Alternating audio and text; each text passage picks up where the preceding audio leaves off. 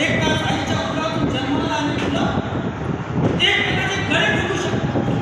आम्ही दिलेले संस्कार तुला बायकाच्या पदरात पडत आयुष्यभर बापाच्या जन्मात विचार करणारा मुलगा बायकोच्या नादानं बापाच्या जीवावर उठू शकतो. आणि मनासारखी बायको मिळाली नाही म्हणून संपूर्ण आयुष्य दारूच्या धुंदीमुळे उद्ध्वस्त करू शकतो. अरे मग आयुष्यभर काबाड कष्ट करून कवडी केवढी जमा करून ठेवायची. कष्ट कोणासाठी?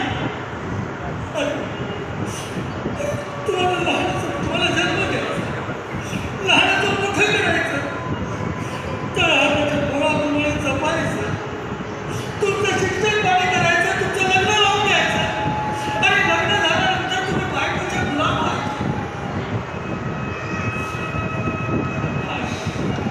बाप आणि लेकाचं नातं त्या दिवशी तुटलं ज्या दिवशी तुम्हाला 13वी साजरी केली. पण मला माझ्याच घरात कोणतं मला मरण काय यातना दिल्या. अरे त्या चटक्यानं माझं हृदय भासून निघालाय. मला मोठ्याने गंधून मला जीव मारण्याचा प्रयत्न केला. ती आठवण जरी झाली ना तुझ्या अंगावर शहाणे येतात रे, अंगावर शहाणे.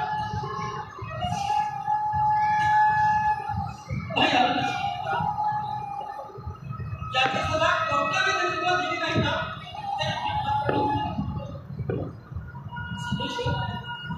मनासारखी बायको मिळाली नाही म्हणून आयुष्यभर त्यातून विश्वास करतात.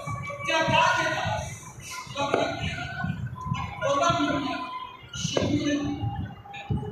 बैलाच्या सोबत घोड्याच्या दुसऱ्या बाजूला माझ्या अपमानाचा मुद्दा विषयामध्ये आणि संस्कृती त्यानं सिनेमामध्ये काम करावं, काम मिळावं यासाठी त्यानं छोटे मोठे चोऱ्या केल्या.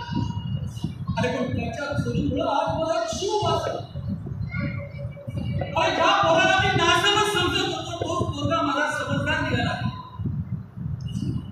अशा प्रकारे आता राहता बसले होतात अशा आम्ही ज्या दोघांना यांना बांधून ठेवलं होतं आणि बांधायच्या मुसल्या बांध्या दोघांच्या मुसल्या या दोघांची गावातून खिंड काढली आणि पोलीस स्टेशनमध्ये घेऊन जाण्याची तुम्ही माझ्या जागा आणि पोरीला नेऊ शकत नाही.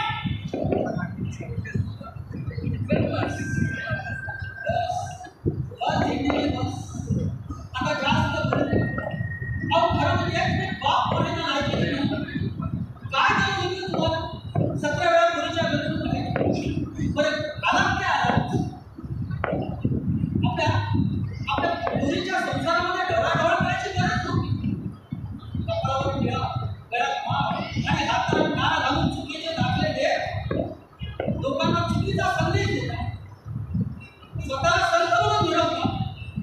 खरं म्हणजे तुम्ही सगळ्या संतांना बदनाम करता. मुलगी माहेर मुलगी होऊ शकते मग सासरी मुलगी काय होऊ शकते.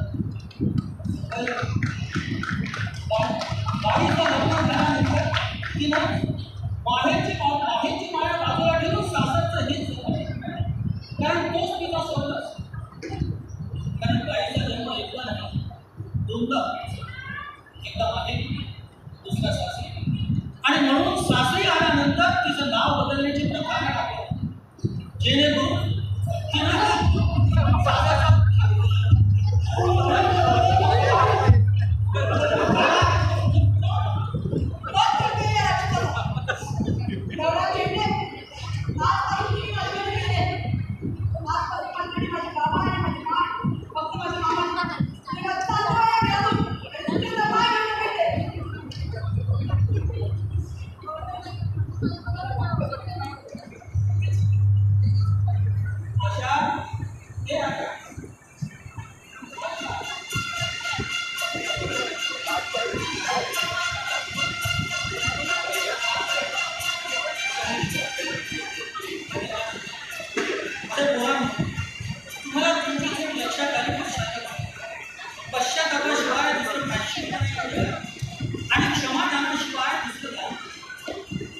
काहीतरी झालं तरी बाप वाचतो. बापाच्या काळी आईच्या काळजापेक्षा महत्त्व असतं. फक्त ते बरोबर दिसत असतं. ते तुम्ही मुलांनी ज्या पैशासाठी तुम्ही हे साधं केलं त्याच्यामुळं तुमच्या हातातील नात्यातील वीज टकाटक तुम्ही निघून गेली. काय पैसा मोठा आहे